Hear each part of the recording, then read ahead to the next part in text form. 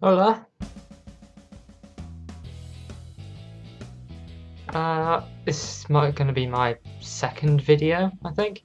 I shouldn't have to think about that. It is my second video. I've only done one more. Yeah, my last one was about names. If you haven't watched it, then the link will be down there somewhere near the end. Today's topic is going to be on writing, which is one of my largest passions, really. It's been a passion ever since primary school, about year 3 or 4. During the times where it was pissing it down outside, which was most of the time being Britain, we had playtimes and whatnot inside the classroom, just instead of being outside. And most people, they use that time to catch up on homework, or to just eat their lunch, or just, do what kids that age do. And me, being the social butterfly that I am, so pretty, I stayed in the corner and wrote books. I say books, I mean, just get a piece of paper and fold it that way, and you have sort of little mini book thing. Ooh, 2 sounds. Yeah, I spent my lunchtime doing that, really. First ones were based around all my soft toys. The protagonist was a soft toy cat called Ginger, and yes, I am well aware that's a crap name for a cat. Essentially revolved around these toys being put into either superheroes or supervillains.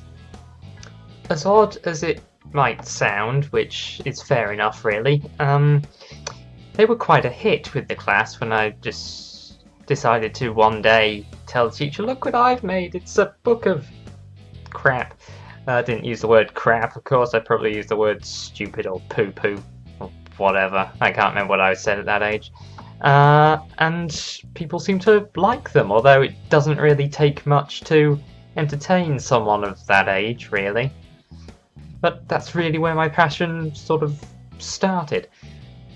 After that, I went on to try different things. I tried, writing scripts, and branched out into poetry, which is something I do a lot of now.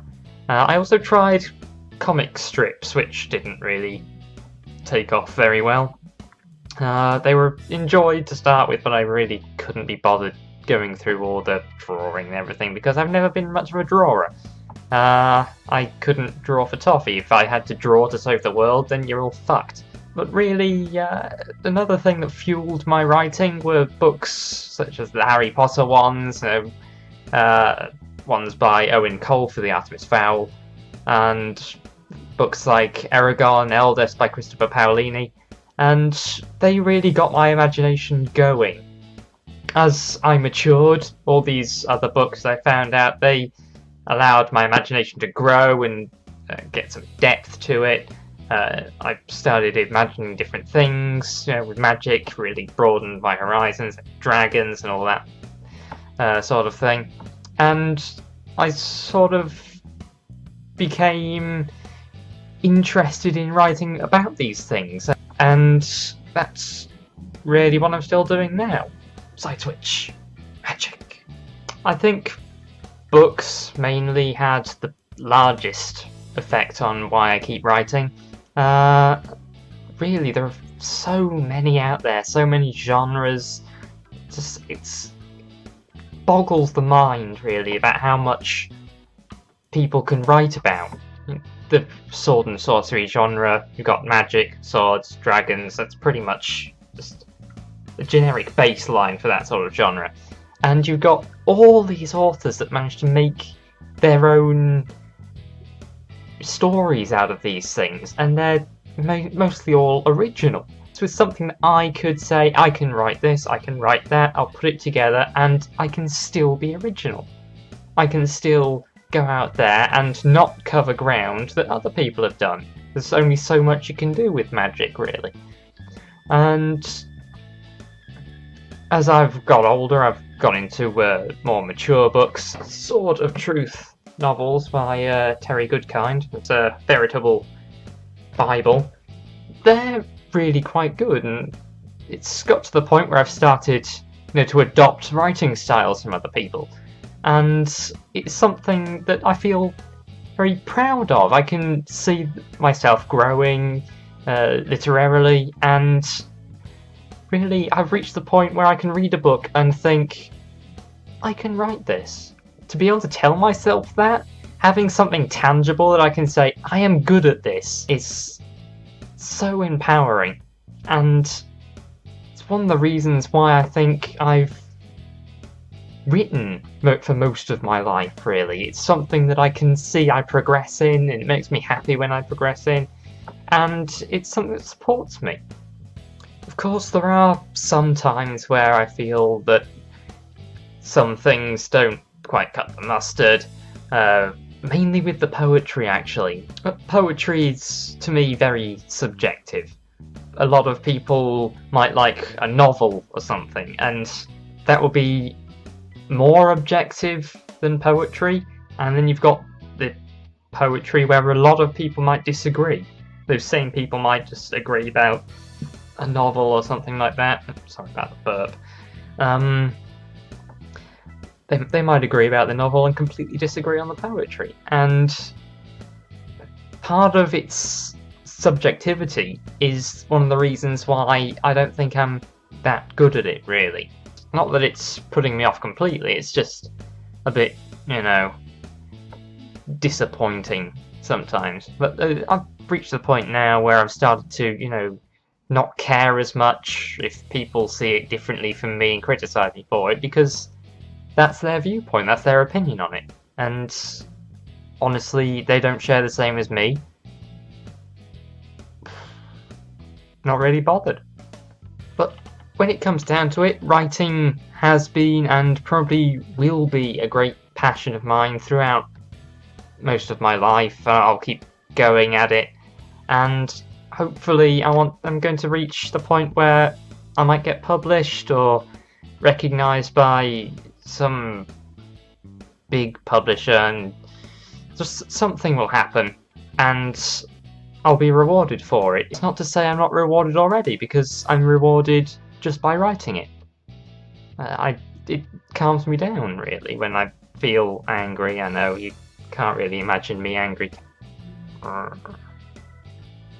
Writing has that rewarding effect on me. I can see that I like it, and I can see other people like it, and that's mainly where I get my reward from. Enjoying it myself and allowing other people to enjoy it. And that's what I think writing's really about.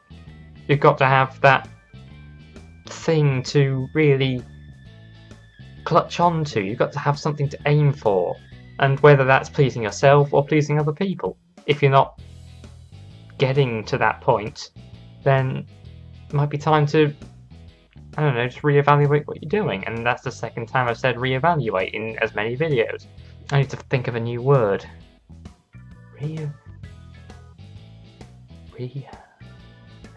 But that was me really just droning on about writing, and if you want to check out some of my writing, there's a link to my DeviantArt account, somewhere down there. I'll remember the name of that area someday.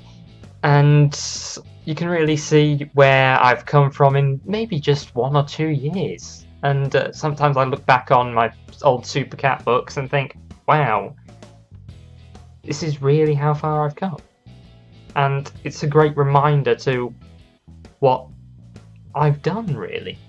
And it's a great reminder to what other people can do. I mean, in my position, I felt completely powerless, and I've written and I've grown, and that's really a testament not to my ability, but to the ability of just humans in general to power through things. I mean, yes, I did it, and so can other people. I mean, I know other YouTubers have got through difficulty. Any number of them have got through it, and each of them stands as testament to the human spirit, to what can be overcome. And I can say without lying that 1 or 2 YouTubers have helped me become who I am today, and without them I wouldn't be here. Well, I don't mean, on this earth, I mean here in front of a camera. And to some people that might be a good thing, but But yeah, without them I wouldn't be sitting here right now talking at the camera, and I wouldn't have realised really how important some of these things are. And I think it's just amazing when you realise. And that's probably where I'm going to wrap it up today, because I have a pounding headache. I've had one for about 24 hours now and it's not gone, so I'm going to take some more paracetamol and knock myself out. Ciao.